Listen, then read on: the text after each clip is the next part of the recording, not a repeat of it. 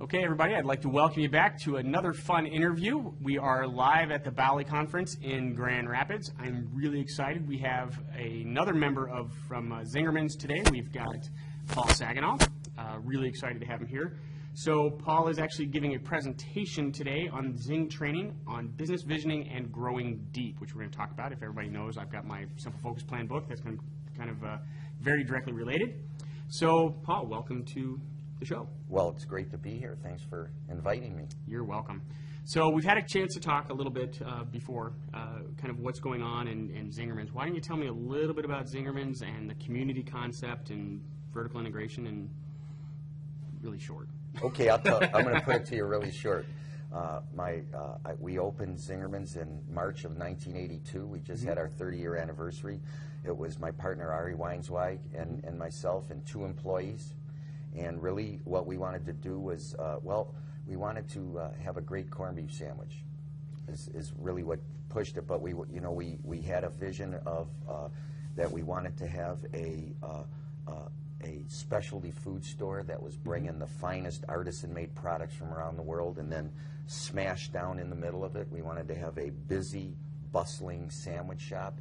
And we were going to serve these sandwiches that were so big it was going to take 2 hands to pick it up, and when you finally got it up to your mouth and bit into it, the Russian dressing was going to dribble down your forearms. And that was very, very clear in our heads. And we also said that we were going to, we wanted to be unique. And for us, by definition, that meant there's only one of you. And so we promised we would never grow by replicating ourselves. Okay. We're not saying there's something wrong with it. It wasn't an ideology. It was not what we wanted to do. We wanted to have an extraordinary business, not necessarily the biggest business. And we also we wanted an organization where decisions were not going to be made based on who had the most authority, but who's got a viable solution, who has good information relevant to the issue that we're trying to deal with. And then we also we made the strategic decision that we were going to deliver that food to people with an extremely high level of service. I don't know about Grand Rapids here, but in Ann Arbor, nobody gets up in the morning and says, if I don't get a $12 sandwich, I'm going to kill myself. And so we have to give them a reason to come in, and that's going to be, we're going to give them so that we're going to wow you and service the hell out of you and have you understand that you're absolutely the most important part of our day. And the only reason we got up and came in was on the chance that you would grace us with your patronage. And that's how we got started, and things went really well. For the first 10 years, we're sailing along. We're getting a lot of good press, a lot of notice, and then about 10 years into it, there were things in the environment, our work environment, that's somewhat troubling to me. I felt that the energy level was going down. There wasn't the same joie de vivre and esprit de corps, and there was. We now had maybe 85 employees. You have a leadership team. There's a lot of disagreement among that team of where our greatest threats are coming from. Right. Where's the opportunities? How do we take advantage of them? There seemed to be a risk avoidance, like we're cool, we're Zingerman's, let's not rock the boat. I felt that a bureaucracy was setting in and that people believed that their authority was vested in their titles. Mm-hmm. I wanted an organization where if you were a leader in that organization, the people that you led were willingly giving you the authority because they viewed you as competent and fair and vested in their success. And so we wanted to shake things up. Wanted to provide the opportunity for financial and professional growth to the people that work for us. So if you were entrepreneurial and wanted to, and you had a passion for a product or service and wanted to partner with us, then we wanted to be able to offer you the opportunity for ownership in the brand. And so we said that we would start to open several food-related businesses, right. And that we wouldn't do anything unless there was a owner-operator, an employee coming forward that wanted to own that business and operate according to our guiding principles. And we would brand it, and we would stay in the community. We felt that we wanted to get our roots deep in the community. That there was that, and our part of our vision was that at the end of when all is said and done, Ann Arbor was going to be better off because we had existed and we were going to contribute something to that community. Perfect. Does that answer your question? Unfortunately, I answered like 4 of them. Oh, okay. You could shut me up at any time. No, you're I'm doing used fine. to that. I was enthralled, actually. It's all good stuff. So the unique portion where you said you didn't want to, you wanted to maintain your uniqueness. Well, yeah. You didn't want to So franchise. Ari and I had never seen an operation that was really, really, really something special, and then went out and replicated itself and got better. It always seemed to lose. I don't know. Have you ever been to the original Starbucks at Pike Market in Seattle? I actually have, and actually Kyle, my assistant, he was just in Seattle. Okay, so you may or may not agree with me, but still to this day when I go in there, there's an energy level that's palpable. There's a sense of history in there. Right. Have you ever been to the Starbucks on the Ohio Turnpike? I have, unfortunately. Okay, so that's what we didn't want to get. Right. Okay, we really wanted to. We just wanted to be. We wanted it to be extraordinary and special, and we felt that you and. It's just, you used to go travel and you'd go out of town and it was exciting to go shopping because you would go somewhere where you can only get that product or see that have that experience in that city. Now you can go to any city and go to the mall, and there's not only are they all the same stores, but they're all the same ones next to each other in a row, and they all have the exact same merchandise, and that just didn't seem like fun. And one of our guiding principles is fun. So when you were doing that, obviously, one of the things I want to talk to you about is your visioning process. You guys have had, a couple of articles written in some pretty major publications, and obviously visioning to what I believe from a business standpoint is critical. And it's not so much that you have to, your vision as far as, the sandwich and the Russian dress. I mean, to me, that's visible and palpable, and like I said, it made me hungry. But it was very clear. And a lot of people think, when you guys initially did your visioning, it doesn't have to be that complicated, right?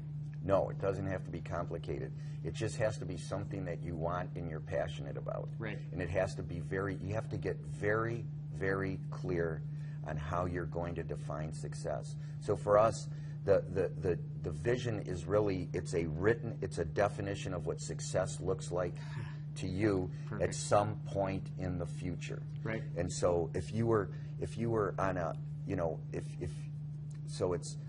if you were on a magic carpet floating above your city, looking down at your business 3 years from now, 5 years from now, and you're looking down on it, and you could not be happier. You're seeing, then what are all the elements, what are all the things that are happening that indicate to you that you've been successful? And for us, it's a written narrative. You write it down. It's written in the future, perfect, as if it's already happened. Right. Not, I'm going to try to do this, but it's, what month are we in? It's May of 2017, and I've just walked into work, and this is what's going on in here. What's the scope of the operations? What's the revenue? What do the employees say about working there? What does the customers say about shopping there? It's all of those things, and it's very clearly defined. It's measurable. It's achievable. And it's inclusive, and it's widely shared, and we believe, and it not only tells you what you're going to do, it tells you what you're not going to do. Exactly. And that's really where it's powerful. Is that when any business that you're in, profit and for-profit, non-profit, there's always lots of opportunities, and they can help you move toward your goal, or they can be a distraction. And so the vision is a filter. It's a sieve that you push opportunities through, and you say, is this something that's going to help us get to where we want to go in a direct line? Yes. Okay, well then let's seriously investigate this. Or no, it seems like there's money attached to it. It's attractive, it's exciting, it's seductive, but it's a distraction and veers off from where we want to go. Business ADD, and business ADD is bad. Yeah, we say we're very flattered by your interest in us, but that's not what we're going to do. Right.